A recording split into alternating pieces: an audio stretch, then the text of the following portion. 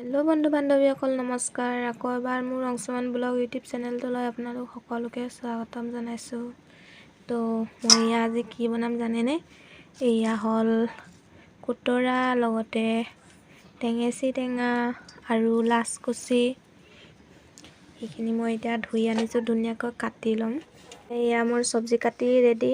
লগতে লৈছোঁ মই আলু এটা আৰু এয়া অকণমান মগু, লগতে এয়া পিঁয়াজ, নহৰু দুটা থেতেলিয়াই লৈছোঁ আৰু জলকীয়া দুটা।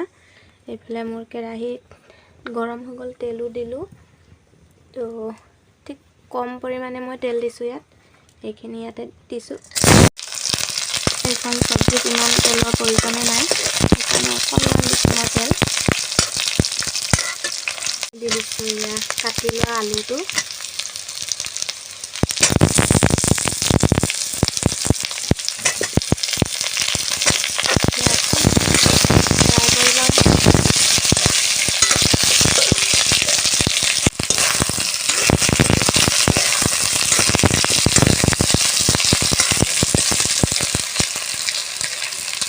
ইয়াতে দি দিছোঁ এয়া মই শাকখিনি।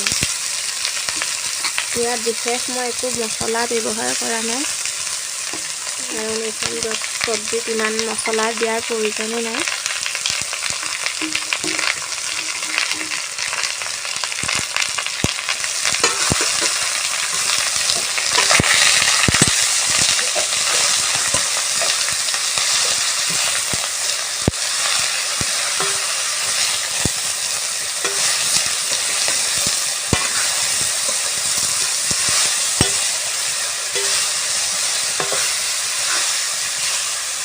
মই দি দিছোঁ সোৱাদ অনুসৰি নিমখ, লগতে হালধি গুড়ি অকণমান, সেইখিনি মিক্স কৰি দিছোঁ।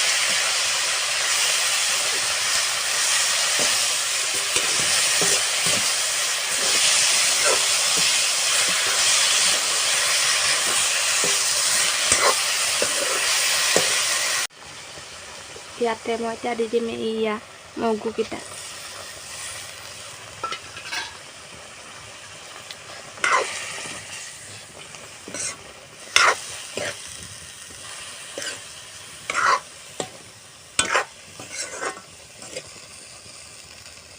মগুকেইটা দি অকণমান দেৰি পানীকণ শুকোৱালৈকে ঢাকন মাৰি দিম। এইফালে মই চব্জিখন অকণমান উদঙাই চাইছোঁ, ইয়াত চাওকচোন শুকাই গ'ল, পানী দিবলৈ হৈ গ'ল।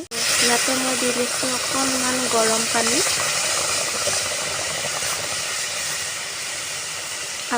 আপোনালোকৰ জোখমতে দি ল'ব, মই মোৰ জোখৰ মতে দি লৈছোঁ। এয়া মই আকৌ ঢাকন মাৰি সিজিবলৈ দি দিছোঁ। তো মোৰ ভিডিঅ'বোৰ চাই কেনেকুৱা পালে, যদি ভাল লাগিলে প্লিজ লাইক কৰিব, শ্বেয়াৰ কৰিব, লগতে ছাবস্ক্ৰাইব কৰিব। লগতে মোৰ ভিডিঅ'টো সম্পূৰ্ণকৈ চাবলৈ নাপাহৰিব। এয়া মোৰ চব্জি ৰেডি, চাওক ইমান ধুনীয়া হৈছে এই চব্জিকণ। আপোনালোকে যদি বনাই খোৱা নাই, প্লিজ এবাৰ বনাই খাব। তো আজিলৈ ইমানেই, বাই বাই।